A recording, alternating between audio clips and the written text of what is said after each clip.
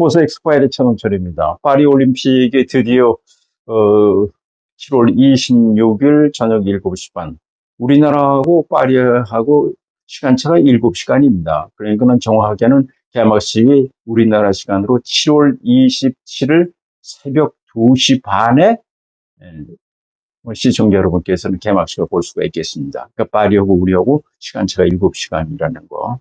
자, 이번 파리 올림픽은 33회가 됩니다만은 사실은 세계 1차 대전하고 2차 세계대전 때문에 3번 열리지 못했어요. 1916년 베를린 올림픽이고 1940년 헬싱키, 1944년 런던 올림픽이 열리지 못했기 때문에 사실은 횟수는 33회지만 30번째 하계 올림픽이 되는 것이다. 이렇게 말씀드리겠고요. 이 파리는 1900년하고 1924년에 이어서 100년 만에 3번째 올림픽을 개최하게 되기 때문에 파리 하면은 뭐 문화, 예술의 도시 아니겠습니까?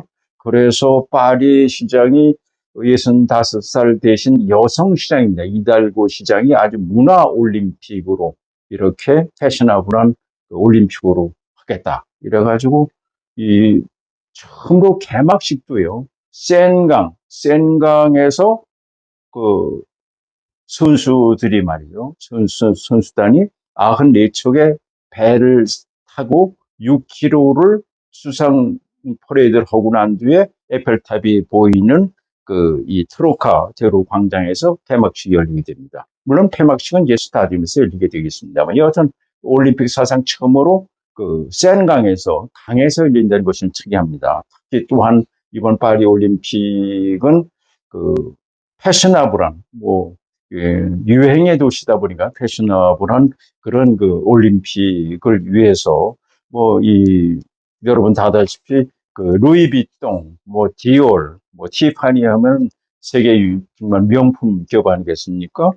루이비통 모의 헤네시 그룹, LVMH 그룹이 이번 파리 올림픽의 최다 후원 사업으로 2,000억 원을 후원했다고 그래요. 그러다 보니까 올림픽 메달도 고급 주얼리 브랜드로 만들고요. 그리고 이제 시상식에 메달을 담는 받침대도 가죽 트래쉬로 되는데 하여튼 특이하다 그래요. 그리고 이제 시상할 땐 자원봉사자가 515분이 있는데 515명의 의상도 바로 이 루이비통 LVMH 그룹에서 만들었다고 그래요. 그만큼 이번 파리 올림픽은 아마 지금까지 봤던 올림픽과는 색다른 그런 올림픽이 될 것이다 이렇게 볼 수 있겠고요. 특히 이번 파리 올림픽은 AI 인공지능이 도입됩니다. 인공지능. 그래서 AI 심판이 등장합니다. 그래서 자징 서포트 시스템 해가지고요. 심판 보조 시스템이 바로 AI입니다. 예를 들면 체조. 선수들이 회전하잖아요. 그전엔 사람이 일일이 그거를 잘못해가지고 횟수를 착각을 일으킬 수가 있는데 AI가 되면 정확하죠. 그리고 선수의 착지도 AI가 하게 됩니다. 우리가 야구에서 우리가 지금 있듯이 ABS가 했잖아요. 축구 같은 경우에는 이 VAR이 등장했듯이 이번 파리 올림픽에는 인공지능 AI 시스템 심판이 등장한다는 거. 이것이 좀 다르다. 그리고 올림픽의 하이라이트도 바로 AI가 제작해가지고 빠른 시간 안에 정말 중요한 장면만을 모아서 우리 시청자에게 보여줄 수 있다는 것이죠. 그래서 이번 33회 파리 올림픽은 색다른 올림픽의 새로운 그런 장면을 볼 수 있지 않을까 이렇게 생각됩니다. 자, 우리나라는 이번 파리 올림픽 19번째 출전하게 됩니다. 우리가 1948년 런던 올림픽을 시작해가지고 80년 모스크바 올림픽에는 우리가 출전하지 않았어요.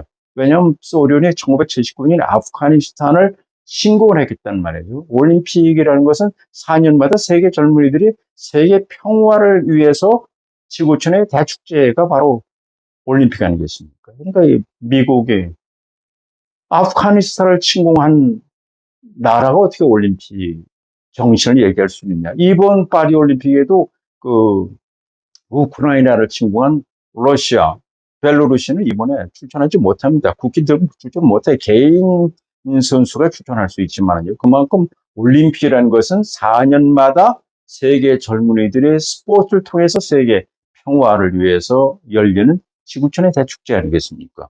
그래서 이번 그 올림픽은 아주 특이하다 이렇게 볼 수가 있고요. 자, 우리나라는 지난 도쿄 올림픽 대회 때 성적이 부진했죠.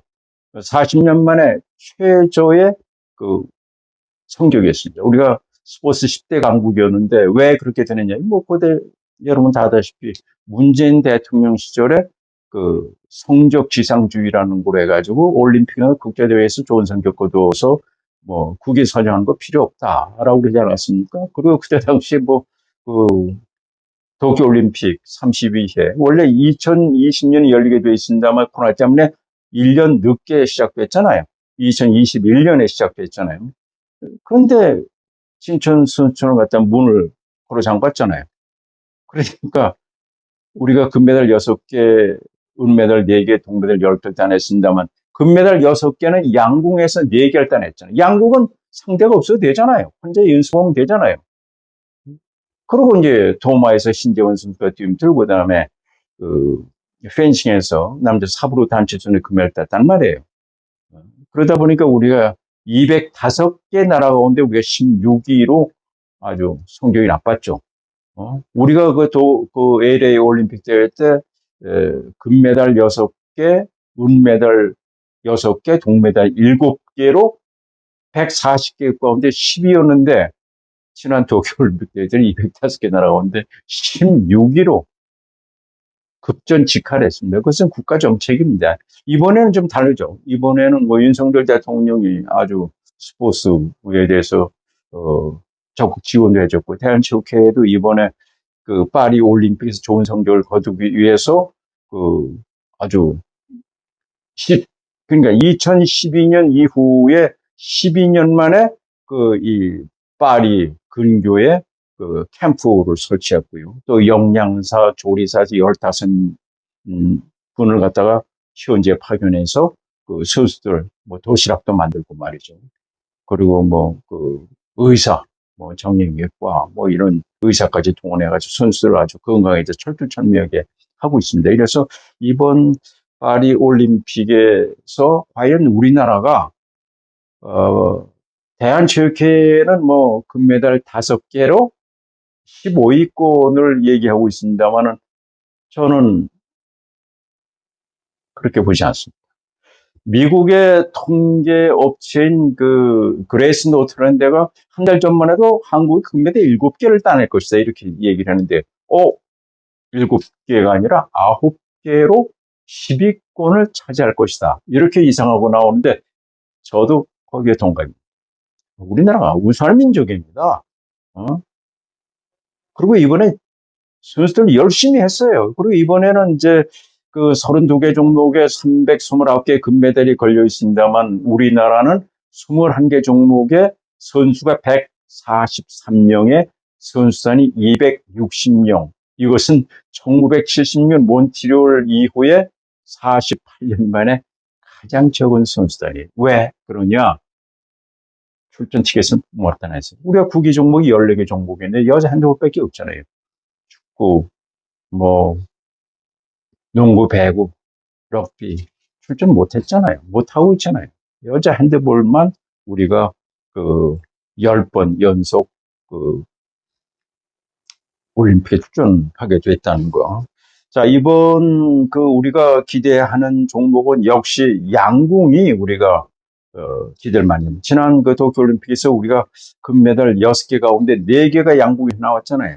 양궁은 모두 5개의 금메달이 걸려 있는데 지난 도쿄올림픽에는 남자 개인전만 금메달 못 따고 모두 휩쓸었습니다. 이번엔 뭐 지난 그 도쿄올림픽에서 그 3관왕을 차지한 안산 선수가 이번에 대표팀에 그 선발이 되지 못했어요. 그만큼 양궁 같은 경우에는 대표 선수 되기가 굉장히 어렵습니다.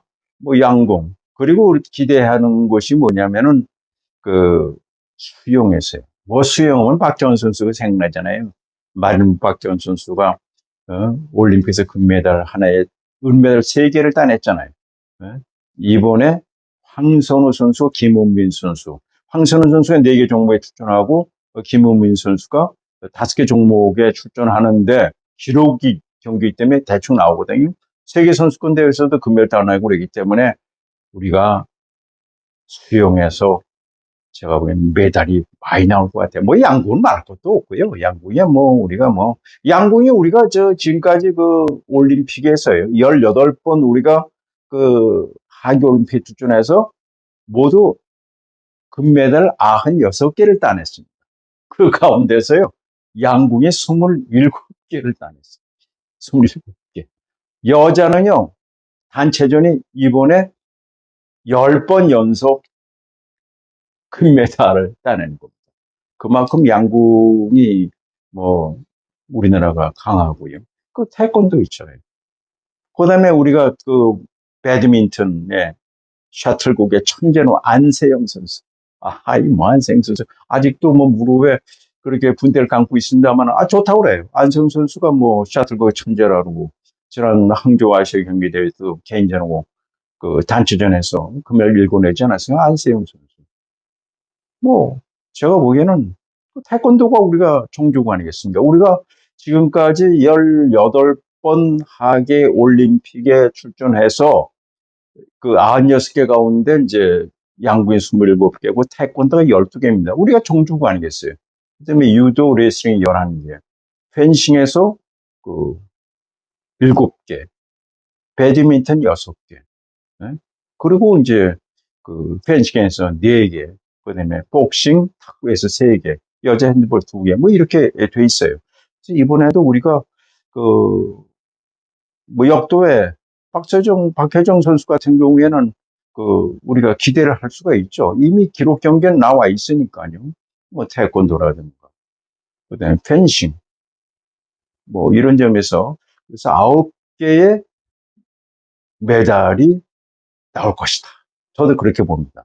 이것은 뭐 저도 그렇게 생각하고 있습니다만은 미국의 통계 업체인 그레이스 노트가 예상을 그렇게 한 거죠. 근데 체육회는 5개로 15위권 뭐 험자를 피우는 게 아니겠습니까?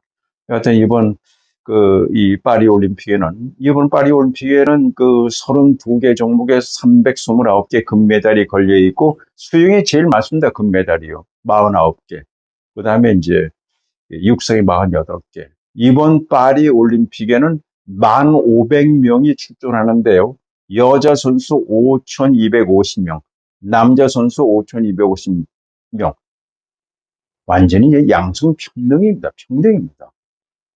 그리고 파리 올림픽의 마지막 최종 경기가 여자 농구 결승전, 육상은 여자 마라톤입니다.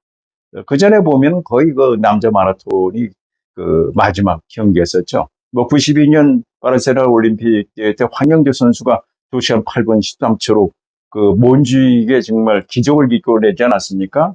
뭐 저도 그때 당시에 제가 그 KBS 팀장으로 갔었을 때입니다. 그때 송기정 옹이 그 자리에 있었죠. 그리고 황영조 선수가 금메달 송기정 옹에게 이렇게 걸어줬던 것이 기억이 납니다만 이제는 세상이 많이 변했다는 거. 이번에 또 북한이 7개 종목에 16명의 선수가 출전합니다. 북한은 지난 그 2020 도쿄올림픽 대회 때 코로나 때문에 일방적으로 우리 출전 못해서 징계를 먹었죠. 그래서 작년이죠. 항저우 아시아 대회 때 출전 못하는데 이번에 7개 종목에 16명의 선수를 파견했는데 남자 선수는 4명이고 여자 선수가 12명이네요. 근데 원래 그 역도가 강한데요, 역도가. 북한이. 근데 역도가 이번에 출전 못했어요. 그 이유는 뭐냐면은 그 올림픽 그 예선전에 출전을 해야 되는데 그 출전하지 않았어요. 그래서 이번 그 파리 올림픽 과연 우리나라가 과연 메달을 할런지 관심 모아지고 있다 이렇게 볼 수 있겠고요. 우리나라 선수들 정말 우리가 원래 그 우산 민족 아니겠습니까? 세계 10대 강국 아니겠어요? 우리가 88년 서울올림픽, 2000년 한일 월드컵에서 결국은 우리가 4강까지 이래서 우리가 세계화되고 또 산업화된 거 아니겠습니까? 이번 파리 올림픽에서 지난 도쿄올림픽 부진을 싣고 좋은 성적을 거두지 않을까 이렇게 기대가 크고요. 이제 매일같이 아마 그 파리 올림픽에 대한 우리나라 선수들의 좋은 선전 소식을 여러분께 전해드릴 것 같습니다. 시청자 무조건 건강하십시오.